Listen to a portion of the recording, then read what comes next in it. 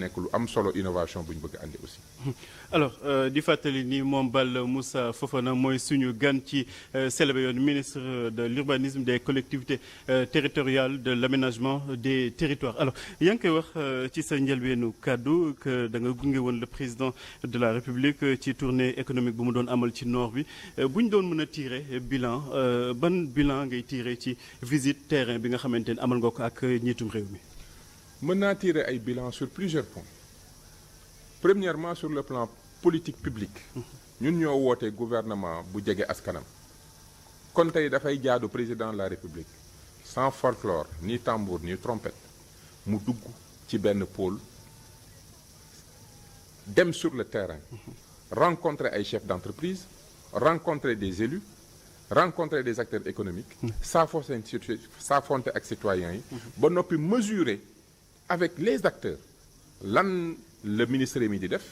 lan la gouverneur yi di def lan la préfet yi di def lan la chef d'entreprise yi donc d'un point de vue purement politique public engagement politique bu am solo la et on est vraiment dans la démocratie participative donc man loolu laay jëkk rafet bi ci topp ñun ñi nga xam ne on est des ministres dafay doon loo xam ne daf ñuy dooleel parce que le président ñëw sur le terrain ànd ak ministre agriculture ministre industrie ministre des pôles ñu wan ko li nga xam ne lan loolu la ñuy def ñu waxtaan ci sujet yi leeral ko yenn enjeux yenn défis yi loolu dafay am solo parce que daanaka cadre de travail la séance de travail en réalité dafay accélérer les processus parce que le président day wàcc à un niveau territorial et intersectoriel pour faire une coordination loolu dafa am solo ci ñun liggéey bi ñuy def bi ci topp tournée bi ci boppam pôle nord dafa nekk pôle bu stratégique c'est pas pour rien que mu bokk pôle yi nga xam ne jàpp nañ ne at mi war nañ koo lancer ndax pôle la boo xam ne dafa am 4 moteurs de croissance économique 4 boo ni tourisme dafa andi lu bëri foofu nga ne pêche nga ne agriculture mais aussi nga ne élevage pôle bu am 4 moteurs la am une forte jeunesse am dimension historique ba noppi li ci am solo mooy acteurs yi dañoo d'accord ne lii pôle la donc ñooñu ñëw waxtaan ak ñoom dajale leen ñaax leen encourager leen ne leen maa ngi seen ginnaaw là tu es en train de créer des champions au niveau des territoires yoo xam ne bu ñu paree dinañu nangu ànd ci liggéey parce que pôle territoire portage des acteurs la te dafa am solo en tout cas foo ko natt rek dafa am solo et pour les citoyens c'est important nga gis le président ñëw ci sa dëkk avec tout ce que ça implique saafonteeg nit ñi dugalanteeg nit ñi ñu xam ne réew mi ñoo ko bokk li président bi di def li acteur économique bi di def li gouverneur bi di def li ministre bi di def li DG bi di def li citoyen bi def li commerçant bi def yooyu yëpp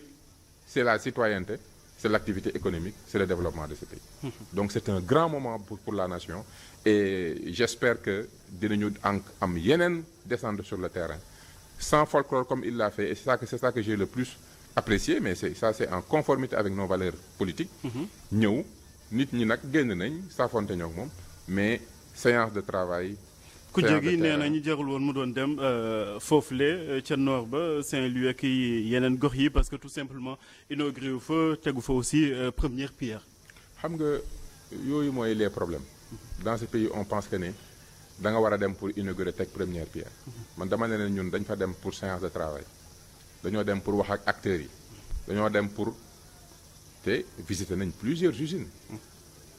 visiter ay tool ndax développement de première pierre usine rek bu béykat yi bayul kenn du industrialiser donc il faut être auprès des acteurs au moment où ils travaillent et ne pas faire justement des activités folkloriques d'inauguration de pose de première pierre mais ñëw fekk ku def benn investissement usine nga jàkkaarloo moom def ak moom séance de travail pendant 30 minutes 1 heure de temps mu taxaw ministre yëpp taxaw mu expliquer moom naka la def ba def investissement bi président posé ko ak suñu discuter sur le terrain sur le site loolu dafa am solo loolu ça veut dire que ne les acteurs lu muy wane pour les acteurs économiques mooy on a un président qui est à l'écoute te un acteur économique quand il sent que l'État est à l'écoute qu'est-ce qu'il va faire il va prendre plus de risques il va investir encore plus et plus il investit plus il crée de la richesse il crée de l'emploi il paie des impôts donc cette proximité du président de la République auprès des acteurs loolu mooy importance au déplacement bi mais nous ne sommes pas dans la politique des premières pierres et des inaugurations.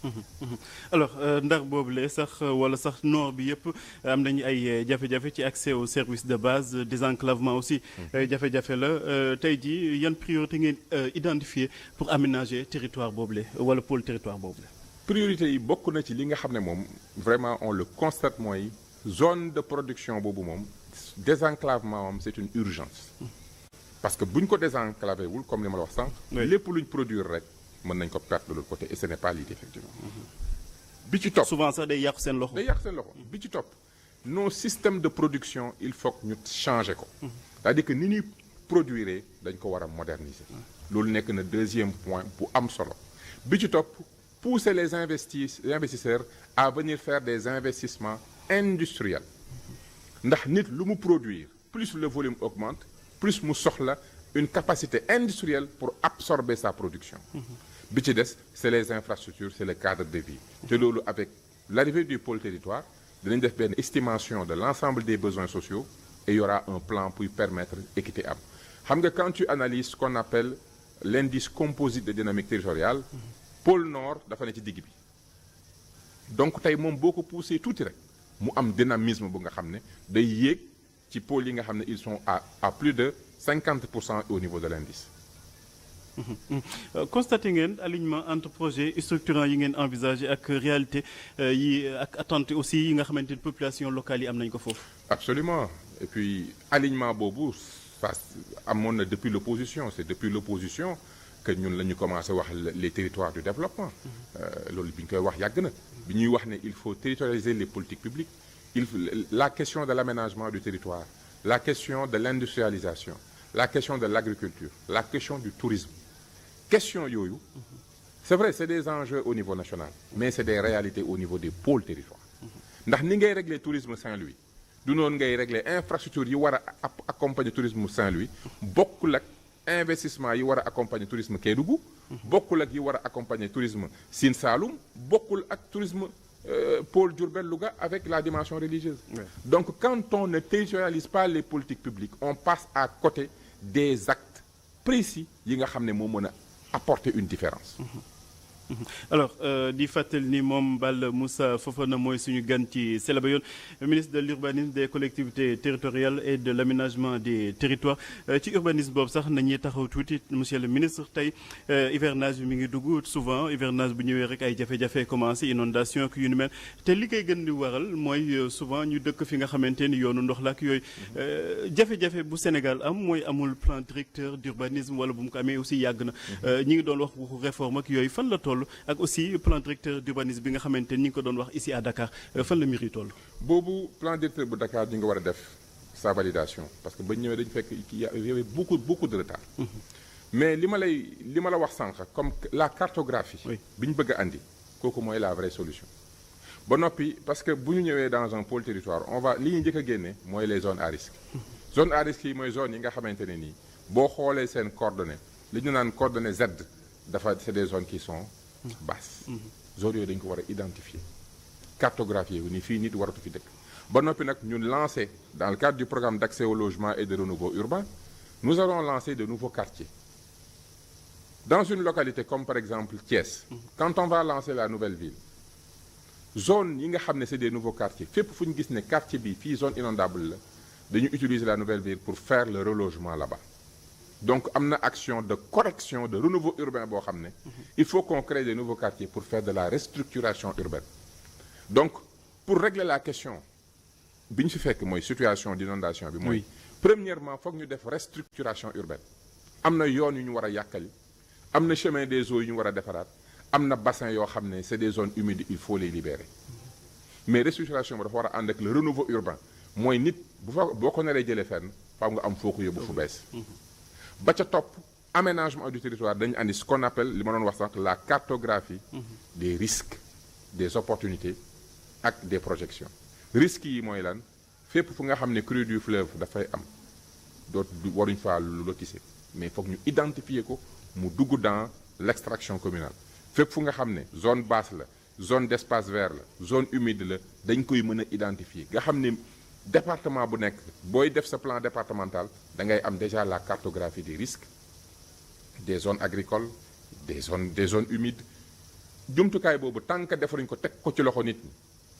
le développement urbain va se faire de manière désorganisée et tant que ça se fera de manière désorganisée nit ñi ci ay jafe-jafe la ñuy dëkk. donc bu ma la déggee cartographie bi moo na remplacer le plan directeur. cartographie mooy orienter les plans directeurs. d'accord parce que aujourd'hui dañuy gis plan directeur boo xam ne amul information wu les bassins versants dañuy gis plan d'urbanisme dañ koy def mais gis nit ñi xamuñ ne chemin des eaux bi soo ko jàngee ndox mi yëpp bassin bii lay tëddi. donc foofu da nga ko war a identifier. loolu da nga ko war a jox commune bi da ko war a xam donc tant que moo tax sànq ma ne la il faut que l'aménagement du territoire et l'urbanisme se parlent. ñaari xam-xam yooyu bu ñu waxul bëri na lu nit ñi di xam mais duñ ko jëriñoo. donc ci réformer ces instruments la ñu nekk tey jii ñu ngi valider les plans d'urbanisme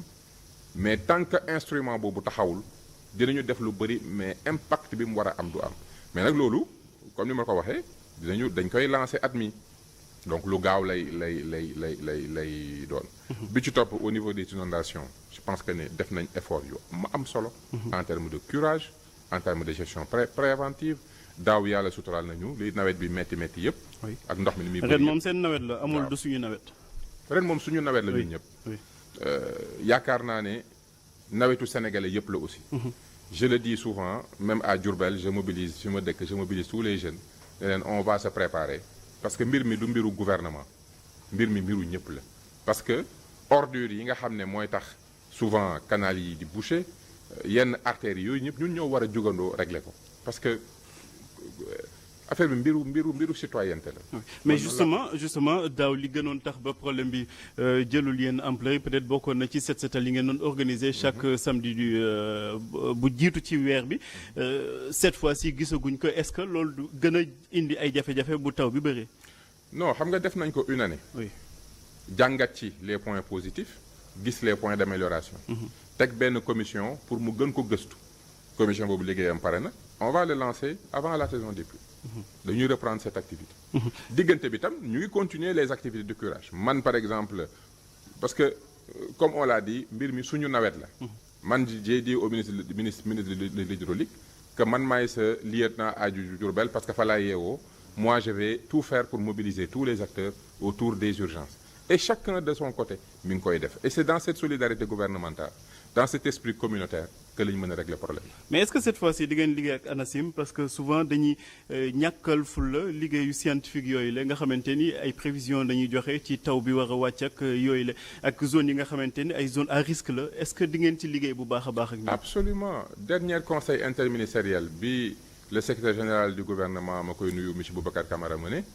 ANACIM dafa ñëw defal ñu présentation bu claire. lépp lu ñuy def non seulement prévision météorologique da ciy dugg mais maîtrise de l'information territoriale da ciy dugg parce que ñaari données yooyu. oui scientifique yooyu tant que boole woo ko mënoo teg une organisation buy tegu ci xam-xam tant que xamoo pluviométrie nu muy demee. mais tant que xamoo aussi la nature des sols ñaari xam-xam yooyu da nga ko war a boole.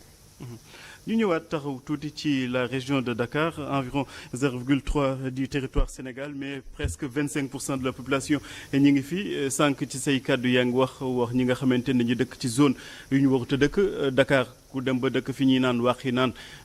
ñëpp xam nañu foofu place ndox la ñeen ñi dëkk cité des eaux wala zone de captage tey bu ñu leen bëggoon jële foofu yóbbu leen feneen dina jafe dem monsieur le ministre. dina jafe bu fekkente ne dañoo nekk dans une logique comme ni ko ñu bëri jàppee mooy ñëw toj wala pousse non on n'est pas dans ça. quand on fait de la restructuration urbaine da ngay ñëw construire en hauteur da ngay ñëw par exemple dans une zone nga ñëw benn quartier.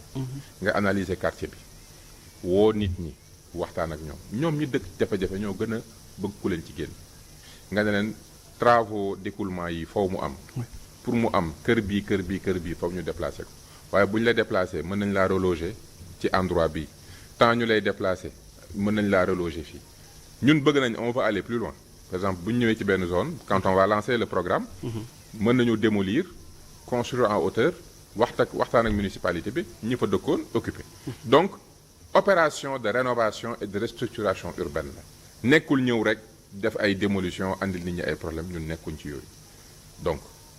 li ñuy def dañ ko moo tax ba léegi commencé guñ parce que tant que lancé woo le programme d'accès au logement et de renouveau urbain munoo def la composante restructuration comme on le veut donc lépp ci planification lañ ko bëgg a def parce que mënoo comme mettre la charrue avant les bœufs. Tu ne peux pas di ñëw di toj ay quartiers te yow defoo de nouveaux quartiers. Oui. Abdoulaye Wade jéemoon na ko ak le plan Jaxaay mais finalement fi mu yóbbu sax nit ñi bu tawee dafay inondé ba lourd. C'est ce qu'on appelle la cartographie des usages des risques et des opportunités. bu fekkonte ne joxoon nañ ko tout de suite cartographie bi ne ko monsieur le président zone bii de fii bassin versant la. donc sa programme bi nañ ko def sur les zones réservées à l'habitation. liggéey nañ ci zones yi ñoo gën a baax pour dëkkuwaay mais tey zones yooyu rek boo laajte woon ñu génneel la sur le Sénégal quelles sont les meilleures zones réservées à l'habitation liggéey boobu defuñ ko boo ne woon génneel ñu dans tous les pôles territoires les meilleures zones réservées à l'agriculture mënuñ la ko génne. am na ci ay liggéey yu sew mais tey amuñu base de données yooyu réglementé ko organiser ko amuñu ko foofu lañ war a yóbbu foofu lañ jëm. ANAT mi ngi ciy def liggéey bientôt dinañ ko présenter te comme je l'ai dit on va lancer pôle par pôle pôle bu ñu lancer rek dañ la jox ñaari jumtukaay yi wax municipalité yi faites vos plans départementaux ak vos plans communaux selon la cartographie réglementaire.